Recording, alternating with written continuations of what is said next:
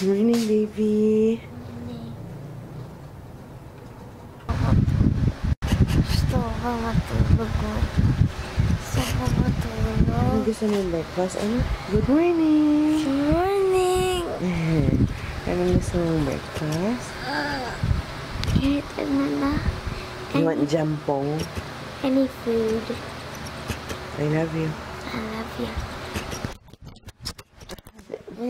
Mwah. Kiss mo na, mommy. I love you. I'll pick you up at? Okay.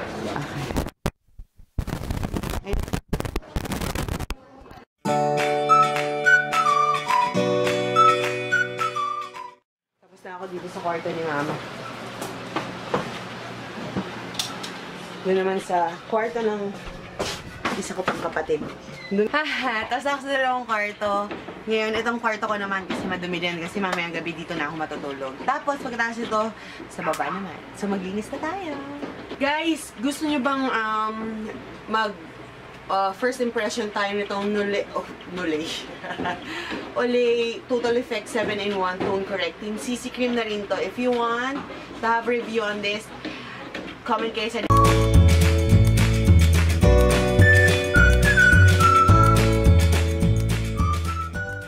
na kwarto ko. Yay! Clean na yan. My all over the room is clean. Yeah! Feeling ko, napaka-fulfilled ko ngayong araw na to. In terms of personal at saka, work. Kasi nga, dalawa yung video ko na naka-uploading ngayon. Tapos, paglinis na ako ng ataas namin. Tapos ngayon sa baba naman, feeling ko fulfilled ako ngayong araw na to. Ngayong umaga na to. So, gusto ko sana mamayang hapon gumawa ng video eh. Sana wala nang maingay sa harap. Kasi, syempre, rinig na rinig nyo, di ba? This is my cousin, Ivy! Sundo lang natin si Daphne, guys, sa school.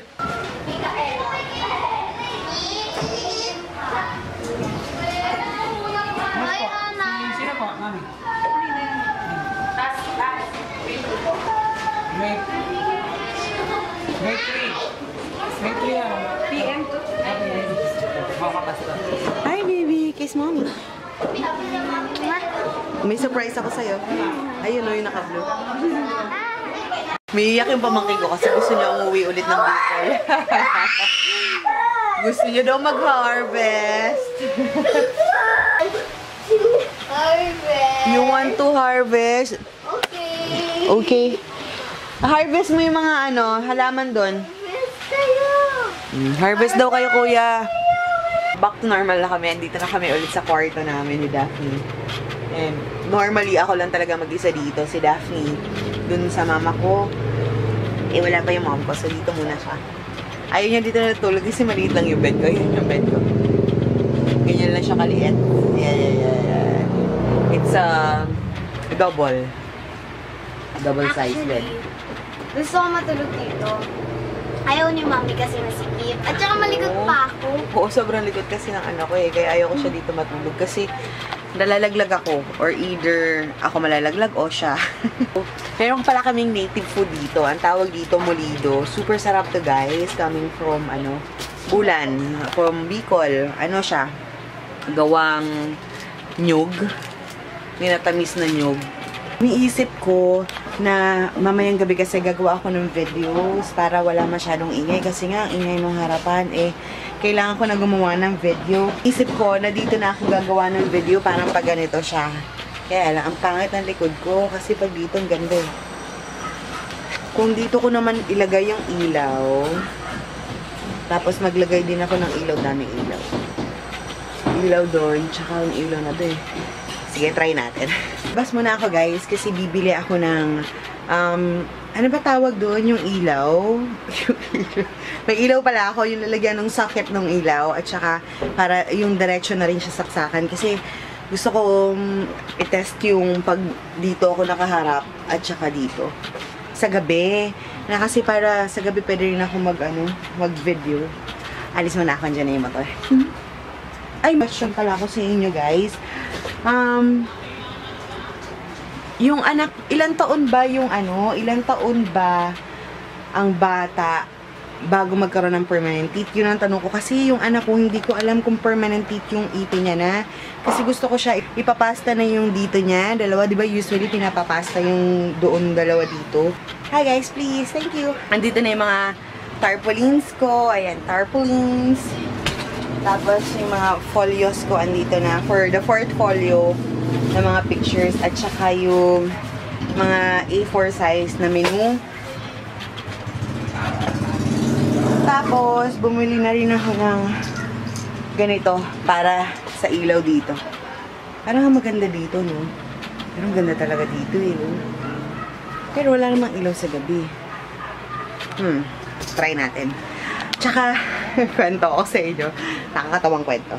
Hindi ko alam kung nakakatawa. Di ba, pumunta ako kinuha ko yung mga tarpaulins na yan. Tapos, nagpa-print din ako ng mga 12 by 18 na print para sa portfolio ko ng cup and cakes. Tapos, yung mga A4 size ko. Anyway, so habang nag-aantay ako, sabi ko, bili na ako ng ganito. Sabi ko, maghahanap ako ng hardware. Bibili ako ng ganito. Tapos, ikot-ikot ako. Wala akong makitang malapit dun sa pinag-printan ko eh. Pero, nung malapit na pabalik na ako, nakita ko ngayon tong hardware. So, pumunta ako. Haba ng kwento, no? In other words, punta ko hardware. Tapos, first time ko dun sa hardware na yun. Kasi, nung nandun ako, asawang Chinese, tapos, yung isang anak na Chinese. So, sabi ko, magkano po yung ganito? Di sinabi niya yung presyo, ganyan. Tapos, may dumating na isa pang customer. So, titingin ng yero. So, nasa likod yung yero nila. So, sumama yung tatay doon. Munod yung misis. Ito nga ang katawa. Kasi nung nandun sila, siya yung nag-a-assist sa akin, yung binata yung nag-a-assist sa akin nito eh. Sabi ko, patingin na rin ng wire, patingin na rin ako ng ganito. Tapos binigay niya sa akin, sabi niya 70 pesos lang, ganyan. Sabi ko, pwede bang pakabit na? Kasi hindi ako marunong eh. Hindi kinabit niya. Sabi niya, ang ganda mo, no? Dalaga ka pa? So, sabi ko, tawa lang ako. Sabi ko, opo. Sabi ko, dalaga pa ako. Ayaw ko mag-asawa, ganyan. Ay, wala pa pong plano eh. Sabi ko, in other words, kwentuhan. Sabi niya, nung malapit na ito matapos, sabi niya, pwede ba kitang hiyain mo, boss? Natawa ako na sila, as in, ang lakas na tawa ko, to the point na, yung ibang mga customer na ina-assist ng mga Filipino workers nila, napatingin sa akin. Kasi sobrang tawa ko. Hindi ko alam kung anong sasabihin ko.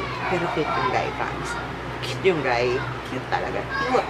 Pero, very funny yung situation namin na gano'n. Na bumibili lang ako ng ganito. Tapos, overall, tingnan mo yung itsura ko. Mukha ko maglalaba. Tawa lang ako. To the point na lahat ng tao doon napatingin sa akin. Ang end namin ng story. Sabi ko sa kanya. So, katapos ng tawa ko nung niyaya niya akong lumabas. Sabi ko, hindi mo pa ako kilala, niyaya mo na ako lumabas. Sabi ko, paano kung serial killer ako? Tawa rin siya. Tapos sabi ko, siguro, pag nagkita na lang tayo ulit. Yun lang. Sumalis na ako. I drove off with a motorcycle away. Tama ba yung reaction ko? Feeling ko kasi indecent proposal. Feeling ko sa kanya, parang nagkaroon ako ng indecent proposal. Not actually indecent, pero parang gano'n yung dating sa akin. Indecent ba yun? Sobrang di ako prepared sa tinanong yun. Anyway. Alam parusa tong anong to, yung pag-upload ko ngayon. Hanggang ngayon, di ba kanina umaga, in-upload ko yung everyday work makeup idea sa main channel ko. Tapos, eto nag-upload ako ngayon ng vlog. Kanina pang umaga ha. Siguro, before lunch, nag-upload na ako. Hanggang ngayon, nag-upload pa rin. Ang sakit sa dibdib. Kasi vlog yan eh. Usually dapat umaga pa lang may vlog na. Ngayon, wala pa rin. Ganda. Kung puti rin kaya. Kasi ito, bala ko sana para medyo warm yung light ko.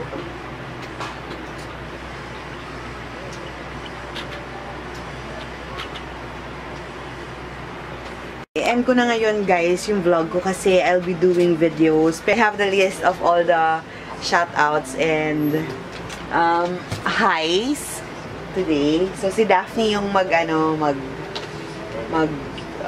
broadcast. Halika dito, baby. Shoutout na kami, guys. So, first one is to Charlene Corpus. Hi, Hi, Charlene!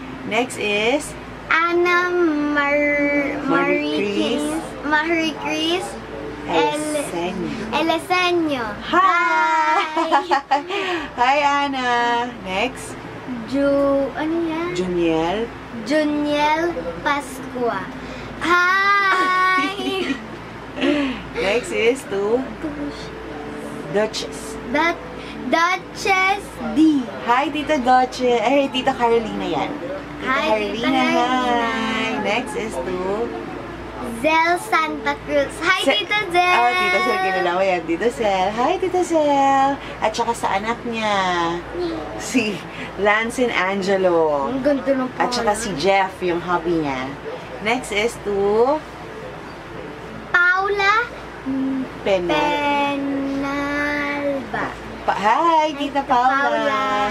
So, yeah, guys. End na namin yung vlog. Thank you very much, guys, for watching. Good night! Good night!